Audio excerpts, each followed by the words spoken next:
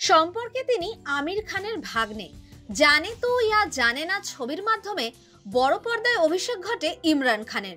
প্রথম ছবিতেই সাফল্য পান আমিরের ভাগ্নে। ছিপছিপে গড়ন, কটা চোখ, ধবধবে ফর্সা গায়ের রং, গোলাপি ঠোঁট, তাতেই নারীর হৃদয়ে দোলা দিয়েছিলেন ইমরান। হাতে পরপর বেশ কিছু ছবি আসতেও থাকে। দীপিকা পাড়ুকোন, কঙ্গনা রানাওয়াত, করিনা কাপুর খান সকলের সঙ্গে কাজ করেছেন, কিন্তু বিশেষ লাভ হয়নি। পরপর ব্যর্থতায় অবশেষে বলিউড থেকে মুখ ফেরান ইমরান। বহু বছরের অজ্ঞাতবাস কাটিয়ে অভিনয়ে ফেরার সিদ্ধান্ত নিয়েছেন। তবে ফিল্মি দুনিয়া থেকে মুখ ফেরাতেই ইমরানের জীবন থেকে চলে গেল বান্দ্রার বিলাসবহুল বাংলো, ফেরারি গাড়ি। শুধু তাই নয়, ইমরানের সঙ্গে সম্পর্ক শেষ করলেন স্ত্রী অবন্তিকা মালিকও। যদিও ইমরান জানান এই সব কিছু তিনি স্বেচ্ছায় করেছেন, চেয়েছিলেন নিজের গোটা সময়টা মেয়ে ইমারাকে দিতে। নিজেকে আরো ভালো মানুষ হিসেবে দেখতে চেয়েছিলেন, সেই কারণে ত্যাগ করেন জাগতিক সুখ ও বিলাস।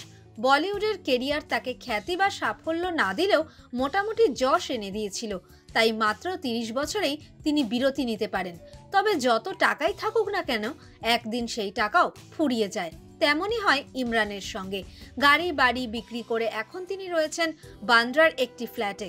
আমির কন্যার আইরা খানের বিয়েতে পরেন 10 বছরের পুরনো স্যুট। একটা লম্বা বিরতির পর খুব শীঘ্রই অভিনয়ে ফিরবেন ইমরান। ইতিমধ্যেই শুরু করে দিয়েছেন তার প্রস্তুতিও।